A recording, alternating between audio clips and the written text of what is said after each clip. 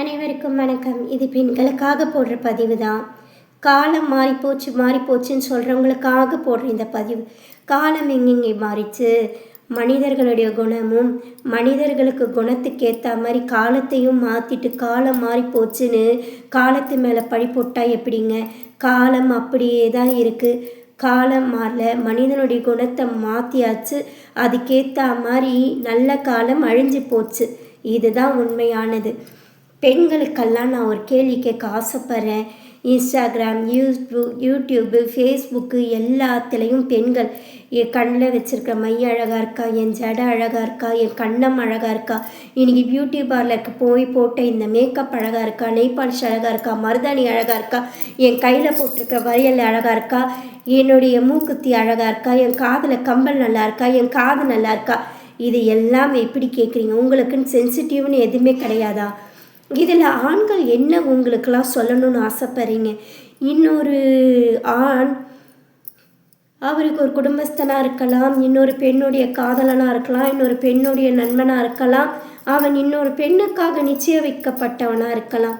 ஒரு ஆணையும் நீங்கள் ஆசையை தூண்டுறீங்க, ஒரு ஆணின் உணர்ச்சியும் தட்டி எழுப்புறீங்க. இதனால் உங்களுக்கு என்ன கிடைக்குதுன்னு நான் கேட்குறேன். உங்களுக்கு சென்சிட்டிவ்னு எதுவுமே கிடையாதா? உங்களுக்கெல்லாம் ஒரு கூச்ச நாச்சம் வெக்கம் எதுவுமே கிடையாதா? பெண்கள் எதை வெளியில் பேசணும், எது உள்ள பேசணும் எதுவுமே தெரியாதா? குடும்பத்தில் பேச வேண்டியது இதையெல்லாம் உங்கள் அழகுக்கும் உங்களை வர்ணிக்கத்துக்கும் சொந்தக்காரரிடம் பேச வேண்டியது எல்லாத்தையும் நீங்கள் கொண்டு வந்து வெளிப்படையாக பப்ளிக்கில் பேசுகிறதும் பப்ளிக்கில் நீங்கள் நடந்துக்கிற செயலும் எப்படி ஏற்றுக்க முடியும்? இது எல்லாம் என்ன கலாச்சாரம், என்ன நாகரிகம்னு நீங்கள் சொல்ல வரீங்க? இது எல்லாம் ஒரு ஆணின் உணர்ச்சியையும் ஒரு ஆணின் ஆசையையும் இது ரொம்ப சீர்கேடான விஷயம்னு சொல்லி கண்டிக்கிறேன். தேவையில்லாத ஆபாசமான பேச்சுக்களும் ஆசை வார்த்தைகளும் இங்கே கடுமையாக கண்டிக்கப்பட வேணும். இது எல்லாம் கட்டுப்படுத்த வேண்டும். எது வெளியே பேசணும், எது வெளியே பேசக்கூடாதுன்னு தெரிஞ்சிருக்கணும்.